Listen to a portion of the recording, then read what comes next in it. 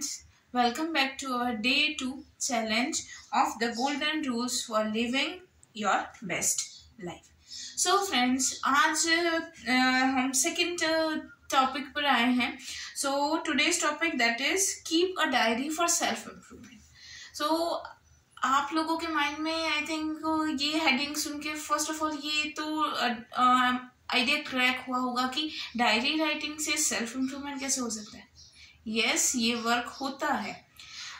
जैसे कि for example के थ्रू हम लोग समझते हैं. दो पर्सन्स है, एक पर्सन वो जो डायरी राइटिंग कर रहा है और सेकेंड है वो कुछ नहीं कर रहा है. और जो डायरी राइटिंग कर रहा है वो वन डे बिफोर उसकी प्लानिंग भी कर रहा है कि मुझे कल कौन से वर्क करने हैं और कौन से किस टाइम पर ये सारा एक्टिविटी होनी चाहिए. और जो सेकंड पर्सन है वो अपनी लाइफ में विदाउट प्लानिंग या विदाउट जजमेंट कि मुझे क्या करना है, कौन सा वर्क कौन से टाइम पे करना है, वो कर रहे हैं. सो इन दोनों पर्सन्स में क्या डिफरेंस क्रिएट है या कौन से पर्सन को रिजल्ट पहले मिलेगा. जो पर्सन ने वेल प्लानिंग की है, वेल जजमेंट और वेल डिसीजन क्रिएट किए कि मुझे कौन सा वर्क कौन से टाइम पे करना है, उसकी जो परफॉर्मेंस है वो बेस्ट रहेगी as compare to the person कि जिन्होंने प्लानिंग नहीं की है. सो अब ये हमारे माइंड में ये भी थॉट्स आते हैं कि डायरी राइटिंग लिखने से हमें क्या फ़ायदा होगा, हमारी लाइफ में क्या इम्प्रूवमेंट होगा.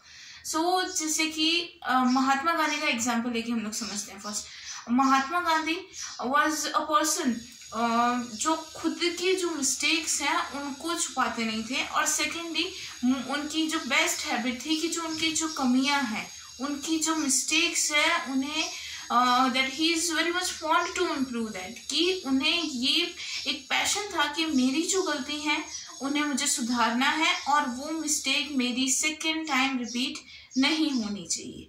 सो उसी तरीके से वो ये जो मिस्टेक्स हो रही है, क्या क्या इम्प्रूवमेंट हो रही है उनकी लाइफ में, वो भी अपने डायरी में ये सारी चीज़ें मेंशन करते थे. And second person that is Benjamin Franklin.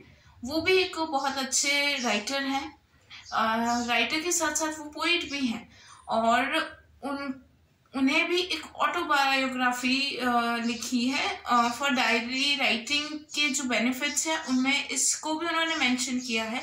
और उनका भी यही मानना था कि हमारा एक पूरा डे है, उसमें हम लोग कुछ प्लान नहीं कर रहे हैं, जैसे टाइम पास हो रहा है उस तरीके से हो रहा है और हमारा कोई फिक्स शेड्यूल नहीं है हमारे पूरे डे का. So Benjamin Franklin was also mention that कि हमारी लाइफ में कौन से टाइम पे कौन सा वर्क होना चाहिए वो हमारी प्लानिंग होनी चाहिए. और सेकेंड बिहाफ कि हमें उस एक्टिविटीज़ में और उन्हीं सभी वर्क में हमारा 100% अटेम्प्ट देना पड़ेगा. फॉर एग्जाम्पल, if हमने ये सोचा कि आज से मैं डायरी लिखने का सोच रहा हूँ या सोच रही हूँ और मैं आज से ये वर्क करूँगा, कुछ देर के लिए हमारे माइंड में ये माइंड सेट रहता है. फिर जब नाइट होती है फिर हम लोग ये नेगलेक्ट करते हैं कि क्या फ़र्क पड़ेगा हमारे लाइफ में, कोई मतलब नहीं है इन सब से. सो इस जगह पे हम लोग गलत हैं. सो इफ सपोज जो ये पर्सन ये बोल रहे हैं कि कोई फ़र्क नहीं पड़ेगा, उन्हें ये चैलेंज लेना चाहिए.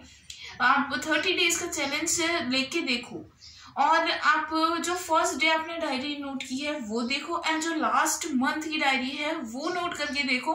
आपको इन दोनों डेज में जो writing, the way of writing, आप कौन सी एक्टिविटीज कर रहे हो, क्या क्या कर रहे हो, ये आपको इन दोनों डेज में डिफ्रेंशिएट मिलेगा. और इमिडिएटली आपका जो रिजल्ट आपको मिला है किसी को बताने की जरूरत नहीं है, आप खुद अपना जजमेंट, अपना रिजल्ट खुद देख सकते हो. So friends, I think so आप सभी को आज वाला लेसन भी समझ में आया होगा. सो फ्रेंड्स एज सभी की तरह मैंने भी ये चैलेंज एक्सेप्ट किया है डेली राइटिंग का. सो 3 days before I had started.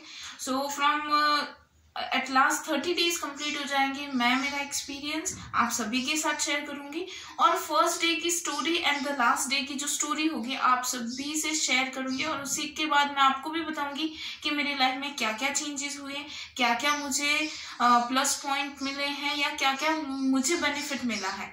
So friends, I think so आप सभी को आज वाला लेसन भी समझ में आया होगा. So thank you and have a nice day and keep watching.